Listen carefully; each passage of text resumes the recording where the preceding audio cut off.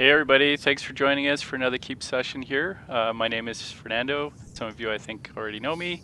I'm the Director of Online Development here, and we have, well, I'll let you guys introduce yourselves. Hey everyone, I'm Leah. I'm the producer for The Keep, typically the disembodied voice, but on screen today. Hi everyone, I'm Renata. You probably know me from Twitter or seeing me around the forums and stuff. So hello again, I'm usually on the stream and I'm back. So we got a pretty cool show today, I think. It's actually been a really amazing day so far. N7 day, so you can see some of us sporting our N7 gear. Yep. We also had earlier a Twitch with the Mass Effect leads. Hopefully you got a chance to check that out, and they talked a little bit about what they're up to, which is pretty cool. If you haven't gone to our blog recently, there's also a marriage proposal that happened at the Bioware Montreal studio, which is really cool. So congratulations, Jackie and Amy. You crazy lovebirds. I hope you enjoyed it. And also kudos to the Montreal team for pulling that off. We had the cookiezation. Yeah. Awesome cookies as well. So thank you so much for that. And then of course now we got the Keep. So hopefully we'll round off an awesome Friday and kick off things for the weekend. So today we have a pretty special Keep session. Last time we introduced a little bit about the last court, which is really cool. Today we have, we're going to talk a little bit more about that. Now this is a collaboration that has been happening between Bioware and a developer out of the UK called Failbetter Games. It is, well, maybe Renata, you've been spending the most time in the game most recently. Do you want to talk maybe a little bit about that, and then we'll introduce Failbetter as well? Yeah, for sure. Yeah, I've been spending a lot of time with the last court. I've beaten it a few times already. It's kind of addicting, and I kind of maybe missed more sleep than I should have playing it. But yeah, so it's basically sort of it's a text-based RPG that's sort of like a choose-your-own-adventure type of game, and you can draw cards that will determine your actions in the game and what kind of events happen, but it's all up to you how you react to these events, and how you react definitely has consequences, as I have learned. So yeah, it's just it's basically set in the months before the Inquisition story. It just sort of fills in the gap a bit. It doesn't quite bridge the story, but it fills in the gap a bit between the events of the end of Dragon Age 2 and the beginning of Dragon Age Inquisition. So basically what you do is you are the marquis of a little town in Orlais, or a fiefdom, called Sero. And you essentially act as the mayor of this town, making decisions like what's best for you, what's best for your people.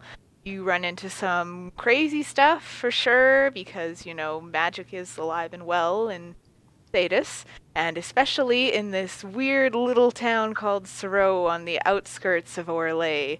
So yes, it's definitely really fun once you get into it. It can be challenging too at times, but yeah, for sure, definitely worth checking out.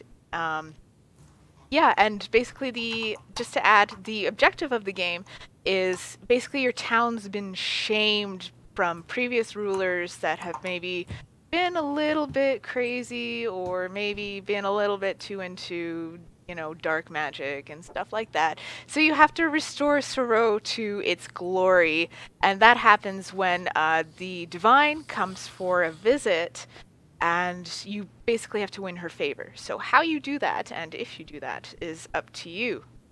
So yes, that is basically a rundown of how the game is played and what you can expect. Yeah, so why don't we actually bring on Failbetter Games, let them introduce themselves, and I'm sure, there's probably a few other questions as well that we can ask them. So hopefully can you guys hear us okay? Hello! Hey! Yes, indeed. Hello there. There you are, and hopefully everybody on the chat or on the Twitch can also hear us. So maybe Alexis, we've met before, but why don't you go ahead and introduce yourself? I'm Alexis Kennedy. I'm Chief Narrative Officer of Failbetter Games. And Chris, do you want to introduce yourself? I'm Chris Gardiner, employed and loyal word monkey of Failbetter Games. That's his technical title. Yes. Exactly. So maybe you want to walk us through a little bit of just how this all came about. Like I think had hinted a long time ago about maybe doing something, and I think you guys had also hinted that you were doing something with Bioware, and everybody was sort of speculating and stuff. How did this all came about? So we are best known for Fallen London and Sunless Sea, which are slices of alternative Gothic, Victorian, nocturnal story. Fallen London's about this whole period in our nation's history when London was stolen by bats and taken underground. And Mike Laidlaw, who's creative director on Dragon Age, of course, came across our stuff, saw that we were doing something a bit different, was intrigued, and invited me out to Edmonton to do a workshop on interactive narrative. And I freaked out because I have been playing Bioware games for 15 years. And when I regained consciousness, went out to Edmonton and talked to people whose games I've been playing for 15 years, which was very exciting. And at the end of all this, Mike said, actually, we have an ulterior motive for bringing you out here too, which is that we wonder if you'd be interested in doing a companion game to Dragon Age. And that was about 3 years ago. And it's been quite difficult keeping my mouth shut all that time. But I think at one point I had to be sat on. But that's how it came about. So I think Mike really wanted something story-centric, tech-centric, and it was very exciting to us to be working on this because Bioware had been an influence when he founded the studio, and we felt like it was coming full circle. Oh, very cool. I remember that. And actually, you have a lot of fans of Fallen London. I think that was probably a good seed for how this all began as well. Chris, I mean, from a writing perspective, do you want to talk a little bit about what it was like? Obviously, sort of, I guess you're already a little bit familiar with the Dragon Age setting, but trying to work within an existing setting like that and how it was working with the writers here. Yeah, it was great. I was pretty damn familiar with Dragon Age before this happened. But since then, I just sort of had to immerse myself in Thedas, which is like being gently lowered into a bath of syrup. It's a pleasant place to spend time. And but you guys provided just so much material. The early versions of the Masked Empire novel, so I had none of the latest information on Orlais. We had access to the early versions of the beautiful lore book that was published last year. And in at least one instance, we had direct access to David Gader's brain, which was very, very useful. Yeah, it's just been a matter of kind of sinking into it and getting to play in these little explored corners of the world. And I still can't believe some of the toys you guys let us play with. And then Alexis, so you also touched a little bit on Sunless Sea, which you guys have on Steam Early Access right now. Is that correct? Yes. So how was it like different working on something like that? So Sunless Sea is an actual honest-to-goodness video game, and we're used to working in pure text with still pictures where the words do all the work, which is very challenging, very exciting. And the last chord in lots of ways was much more our comfort zone. The big difference, I think, was playing in someone else's sandbox, which was very challenging and very rewarding at the same time. And that's one of the reasons we went with Thoreau as a setting. So we hope it's kind of a mirror of Orlais. It's familiar and different at the same time. One of the initial inspirations behind it was something like Twin Peaks, where you have something away on the edge of nowhere that's really as far west as you can go and still be in civilization, so that you see things that you are used to, but the town is full of exiles and oddities and people who can't quite survive anywhere else, or people who wouldn't be allowed to survive anywhere else. Very cool. Tell me a little bit about, I mean, there's some really, without spoiling it, there's some really interesting characters as well that live in Sorrel. And so we have characters like the Smiling Guild Mistress and the Silent Hunter. And what's sort of the inspiration around creating characters like that? So Sorrel is where the glass comes from. It's where they make mirrors. And the two themes we kept coming back to were the things you get about mirrors, which is opposition, reflection on the one hand, and breaky noises on the other. So, all the characters are either reflections of something or expressions of opposition to something, or they're damaged in some way. They've been marked by history. So that's where we started. And at a kind of less fancy level, when we set up a character, when we begin working with a character, we often start with a kind of pungent quote and work from there. So the acerbic dowager, I think, for example, says, peasants are experts largely in the matter of mud. If I want to know about mud, I'll ask a peasant. If I don't, I have no interest in speaking to one. That's where we started with it. Or I think the purveyor of teas came out of just being British, because someone who's very polite, gives you tea, and is inclined to murder you, I think is fundamentally a British experience. So I think that's our cultural roots showing. Excellent. I mean, is there more that you can provide in terms of just the overview for someone that hasn't, obviously only a handful of people have had a chance to play with it so far, in terms of what they can expect with Last Court?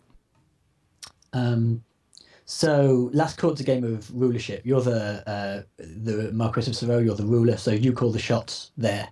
And everyone has to do what you say. And Sero was a once great player in the Great Game, who was shamed by an earlier Marquis who was brilliant but also deeply naughty. This is your opportunity to kind of redeem your realm. So it's about how honest you want to be when you're doing it. It's about what sort of realm you want to save. Should it be a dignified realm? Should it be a realm of liberty? And it's about managing and facing the threats that threaten to drag Sero back into obscurity, like the outlaws in the woods and the fires of the revolutionaries and the things that slither in the deep woods. Very cool. I guess maybe again, without going into too many spoilers, what would you say for each of you was kind of your most favorite part about either to write it or to experience it in the game? For me, I think it was the sealed chapel. What we've done is provided a big box of poisoned chocolates and told the player, here is a box of really delicious chocolates laced with terrible poison. And both those things are true, and it's up to the player to decide whether or not they want to open the box. Oh, I should just add, those chocolates are incredibly delicious. They're really tasty. And they just sit there at the bottom of the screen as well, just waiting for you to eat them and tempting you. You can play the whole game without ever opening them. It's entirely possible. It's entirely up to you. If you want to. Yeah. I think I can't actually say what my favourite bit was because it would be a colossal spoiler. But other than that, I think the most fun was creating Sero itself, because we wanted it to feel like a real place. And so we went to genuine medieval history. So we researched glassmaking, medieval food and feasting, customs, town layouts. We really wanted Sero to be the kind of central character in the game, and that was great fun to write. One of the things I really like about Chris's work is he does bring the sights and the sounds and the smells and the tastes to life. So reading his accounts of what's going on in Sero, it's a very tangible experience. I only ever write when I'm really hungry, so. No, actually, I think we don't feed him when he's writing. They're definitely in for a treat. Oh, yes. I guess, I mean, maybe the last thing as well, either Renata as well, maybe you can pitch in, but from you guys as well as creators, in terms of, it is a little bit of a different gaming experience. So in terms of any kind of tips for someone that has never experienced the game like this before? So the big thing is, don't be afraid to explore. So take your time. It's meant to be a leisurely experience. You're meant to be able to soak in the feeling of being a ruler and having decisions that will come down the pike to you slowly, which isn't something you get to do in many games. So it's played out in real time over days in small chunks, and just take it as it comes. And once you've kind of got the grasp of the basic mechanics, remember that you're a ruler and what you say goes. So act like it. Don't be afraid to levy taxes and summon people to your court. There's a load of cards at the bottom of the screen that you can use to throw your political weight around, and you should take the full advantage of that. And they're a lot of fun too, actually. Yeah, no, definitely. I mean, you could definitely go the route of I'm not here to make friends, or you could be more lenient. I mean, either way, you'll definitely have a good time for sure. All right. Is there anything else? I mean, I don't want to hang on to you guys for too long there. I know it's a bit later at your end. Is there anything else that you want to say with respect to Last Court?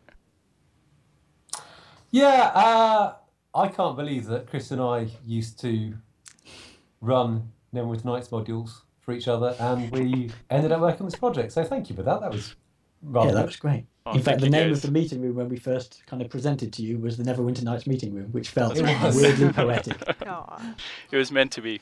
Well, Yeah. thank you guys so much. You did an amazing job, and I can't wait for the rest of our fans to get a chance to experience this. So thank you so much again. Appreciate it. Thank you. Pleasure. Yes, thank you. Thanks, Thank guys. you Good night. guys. Good night. Have fun. And when will the rest of our fans be able to experience it? That's a good question. Yeah. Yes. Is somebody actually asking that in the chat? Are they really? They're interested in that? Are Somebody, they? everybody is asking. Somebody, everybody. Surprises I are for the end. Yeah. I All right, suppose. why don't we get to that? Yeah. Okay, fair Yeah, enough. We'll get So to it there's- soon enough. Don't Why don't we worry. go through the rest of the things you want to talk about, Mhm. and then we'll leave that as kind of our secret thing towards the end, Yes. is we can talk about how you can get your hands on it. How does that sound? All right. Yeah. Sounds good. So Leah, do you want to kind of walk us through what's about to show up for people? Mhm. Yeah, so I think for a very long time, we've had many requests to add more world states to the keep, and in our next release, we're finally up to the 10 that we've been promising you. Hooray! As well, we've been doing a few things to help it easier for you to get your world state into Inquisition, do some double checks before you go off and head to play such a cool game. So I'm going to drive and show you one or two new things that we've got.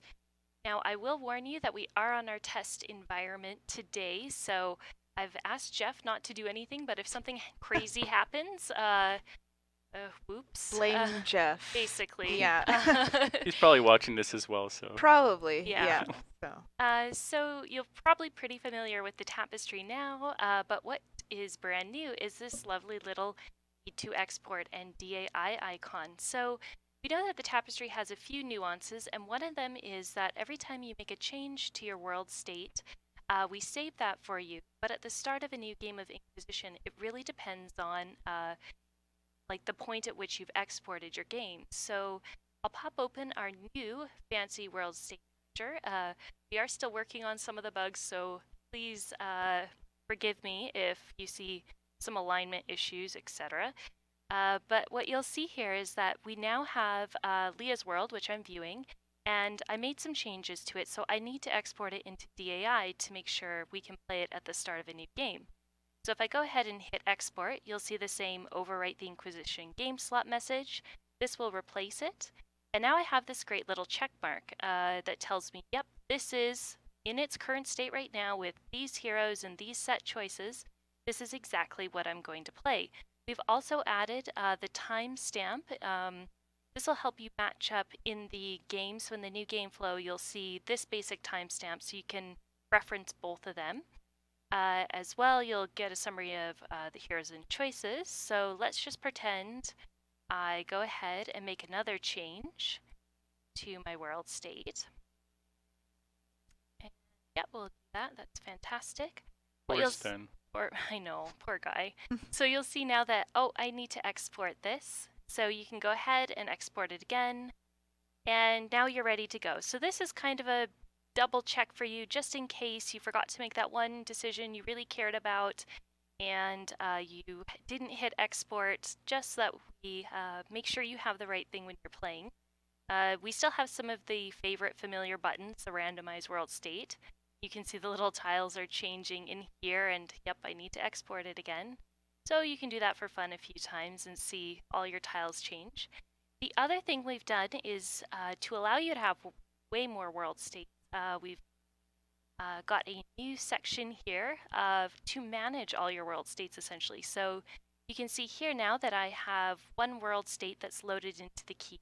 That's the world state I'm editing right now. But if I wanted to create a new one, and you can see we can add more down here, I can press the plus button, and now I've created my new world state. You can go ahead and drag it in, or go ahead and press here, edit in the tapestry, and now I've loaded up my new world state 1. And yep, I would need to export this state if I wanted to play it. So you can say that I'm still playing Leah's world, but if I go ahead and export it, now I'm playing New World State 1. So you can continue to do this as much as you want, up to I think 10 world states now. And we've got this little banner icon to tell you which one is actually loaded into the keep right now. And you can continue to create them, and now we have lots of space to add more world states. The other thing we'll talk about really quick is, and I might get Fernando to help me through this, but how you see the world states that are based on your Dragon Age Inquisition save games. So maybe I'll get Fernando to talk a little bit about what playthrough states actually are and Sure. how they work. So basically already, I guess next week, we will have on the folks that are on Xbox One and they have the EA Early Access program, they can actually start playing the game for a few hours a couple of days ahead. And if they're connected into the keep, and this is true when the full game launches, essentially as you're playing the game, we talked about the fact that choices would be coming up to the keep. So on your tapestry, we will talk maybe next week about how spoilers will work. Because we don't want to spoil you, we're actually not going to show some of the DAI choices right away. But one of the ways that you can confirm that your playthroughs are actually getting recorded up on the keep is that you'll see them start to appear here. So whatever game you were playing will show up here along with the DAI choices, which we won't show yet. And we'll talk about that, how that works. If we actually go back to the editable world states, so one of the big reasons for creating something which seems a little bit more complex, like there's more steps that you have to go through, is actually some of the initial feedback in terms of understanding what world state is actually coming into DAI. There's a bit of a difference because, again, you can have 10 world states, and you could actually be playing with any of those in the tapestry, but that may not necessarily be the one that you want to play on DAI. So we wanted to make a more explicit step that you knew exactly what it was that you were importing or setting up to import into Dragon Age Inquisition. And we've added this step in here. And then the next screen that we talked about, the playthrough states, is as you're playing Dragon Age Inquisition, you'll see that information come up. So in effect, you're actually going to have double the number of world states. But obviously, the playthrough states will have Dragon Age Inquisition information, the choices from Inquisition, which you can't simply import back into Inquisition. So when you bring a state from the playthrough, from a Dragon Age Inquisition game, into the editable state, effectively what it's doing is it's going to kind of ignore your Inquisition flags. You're going to adjust your Origins information, you're going to adjust your Dragon Age 2 information, and then you can export that back into Inquisition, and then it will appear in the playthrough state as essentially another copy of your world state. So if we have, I think we're going to be updating some FAQs as well. Next week, if we get a chance, we probably even show you in the game itself how the import works, the second half of that import step, so you can see what that looks like. And then we can also talk about things like spoilers and how those will be handled. But essentially, that's the feature in terms of the new World State Manager that's coming in, making it that much, hopefully, clearer as you're making decisions and you're playing around with any number of your world states, which one is actually the one that is being set to import into Inquisition. And of course, once you guys get your hands on this should be showing up in the next update, I believe, on Tuesday, or roughly around Tuesday. we try not to promise dates, which I totally just not did there. But roughly, that's usually when we aim for trying to do updates. Definitely play with it. Give us feedback. Again, very, very important, that feedback button. This is the first time you guys will get a chance to play with this new flow, so it's really important for us to understand. We think it is a little bit complex, but hopefully it solves a bigger problem, which is someone inadvertently making a change without having exported, and your change in the tapestry is saved, but it's not been set as the world to import. And the last thing that we want to do is having someone discover, like an hour into the game, that they had actually made a decision, but it wasn't the one that was imported, and they would have to go through those steps. That's what we're trying to avoid here. So we'd love to get that feedback, and then of course we'll continue to revise the flow based on that feedback if you guys think it needs more changes. And we should probably show you shared world states, which still live in there. Yep, that's a good point as well. So if we go through to that third page, do you want to cover shared? Yes, we Okay. might as well. So we'll go through that. Those still live. So again, this is when someone shares a world with you, these will now live here. So they will also have their own slots effectively. And before you can edit them, you will have to save that into your editable world states, and just as it works right now. But the nice thing is that you can now see those slots come in from friends, and you can decide what you want to do with them. If you want to preview their ISS, the movie, if you want to actually take that on as one of your world states and do something with it, or if you want to maybe just ignore it after you've played it, that's fine too. Those choices are there. What else can we talk about? Maybe we can take some of the questions that we had on our Twitter. Yeah, no, questions are good. All right, so the first question you got from Twitter is, "My keep is a mess!" Exclamation point. Can I purge old wardens and hawks? Yes, will we be able to delete any old heroes from our heroes? We are working on that one. It requires a bit of a back-end change, so it should come very, very soon. We know, yes, lots of people have lots of old wardens and hawks, as well as the ability to rename the defaults is something that we're working on. So yes, please bear with us. We're still getting ready for Inquisition now, but you will soon be able to clear out those guys. Yes, or it gals. is coming soon. Yeah. Yep. All right, so what impact, since I've heard this a lot, will the last court have on Inquisition? And is it required? That is a good question, actually. Renata, do you want to talk about that? Yeah, you don't have to play the last court if you don't want to. If it's not your bag, that's totally fine. It won't have an impact on Inquisition. Yep. Yeah. So basically, there's the keep does talk to it. I think we had talked about that last time, but none of that has an impact on the Inquisition storyline. It's basically much like Inquisition. We want to capture those choices, and maybe it gets used in the future at some point. It is still something that you are, as a player, you're engaging in the Dragon Age universe, and you're making decisions. So we want to still capture that while we get a chance.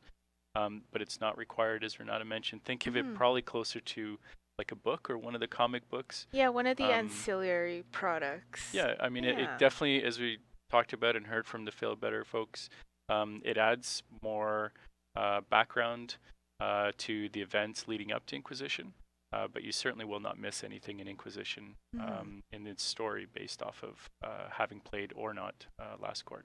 So to Alexis's point, I think definitely take your time, enjoy it. It is not required in any way to then play Inquisition if you're waiting on that. Yeah, I played way too fast. It goes badly. Take your time. There's a lot of decisions and thinking you have to do, actually. Yeah, don't just click the cards. Hey, it could be fun that way. You never know. You do That's true. badly. Don't do it. Surprises. We need like a YOLO button on the. Oh, we do. And a follow-up we've heard to that is, how does the last court work? Is it free to play, or how does the economy work in it? Oh, that's a good point. I don't think we touched on that. So we have, there's turns that you have every single day, and you heard the developers talk about the fact that it's played out in real time. So every 24 hours, what's called a market day changes over, and new events are happening in Suro. Those turns refresh over time naturally. You don't have to do anything, and actually, even just like with Dragon Age Inquisition and its multiplayer, everything that you can do completely free.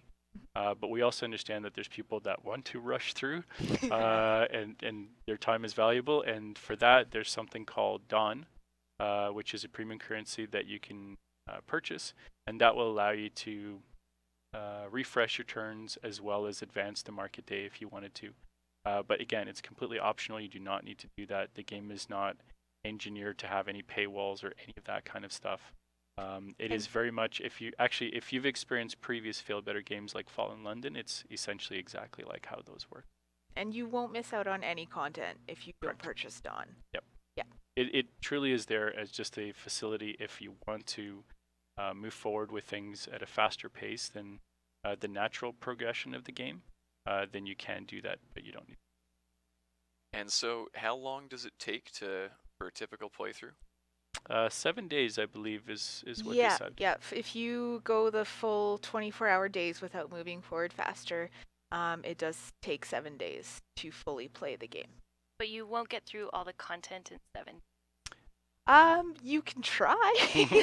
You may need There's a to lot play there. again after. I've already played a few times, and I'm still discovering things that I haven't encountered yet in my previous playthroughs.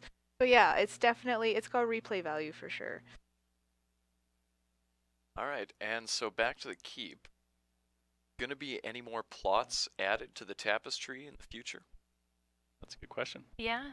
So in the future, we're definitely still getting lots and lots of feedback on the plots that you would like to see added to the keep. Obviously, we're focusing a lot on Inquisition right now, so you won't see any new plots show up soon, aside from those contained within Dragon Age Inquisition, which is very cool.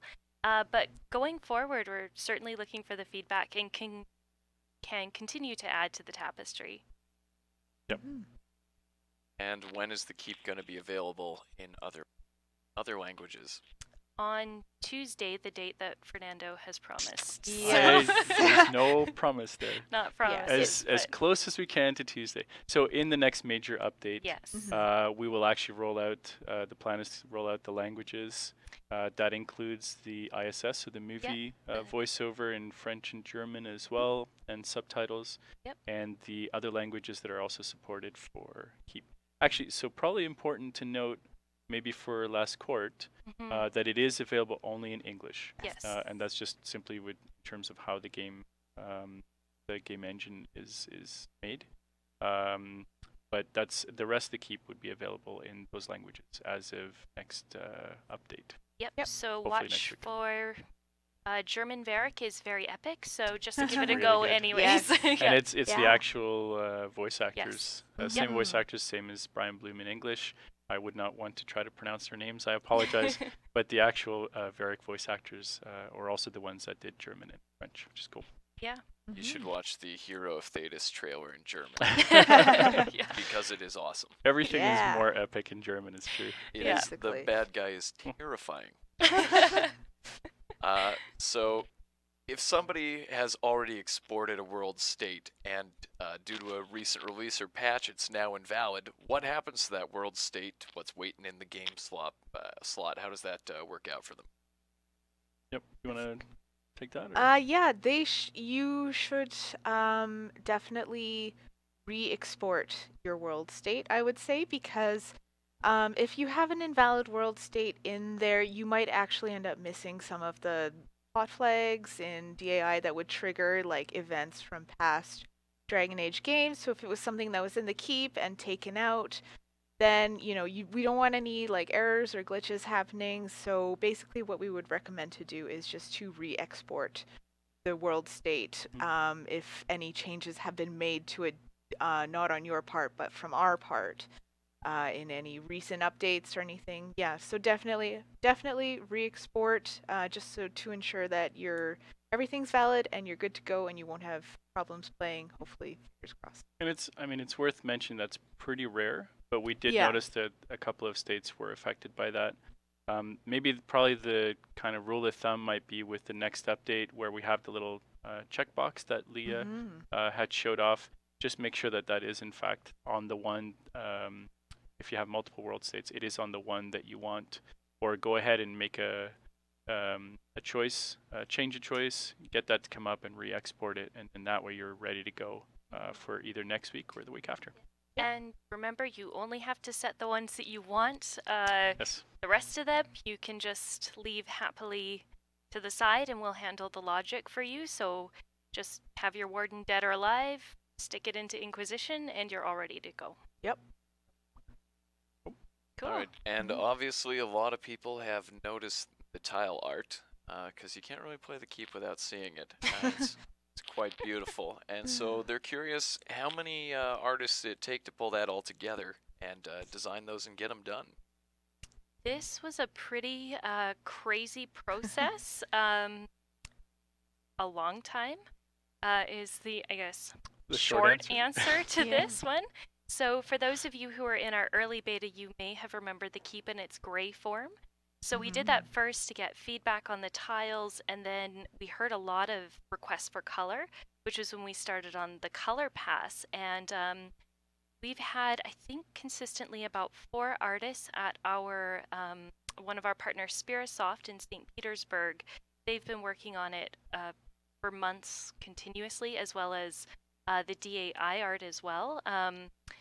Don't remember the exact numbers. I think at the end of the day, it's about 500 tiles. So A lot of tiles. yeah, it was quite the undertaking. And then we would get bugs in and change them over. So yeah, it was pretty cool. But we would see them all come into our the system that we use to see store our files, and it was just so exciting. And they did an amazing job. So big props to them. And they still are with DAI Yes. tiles. Yeah.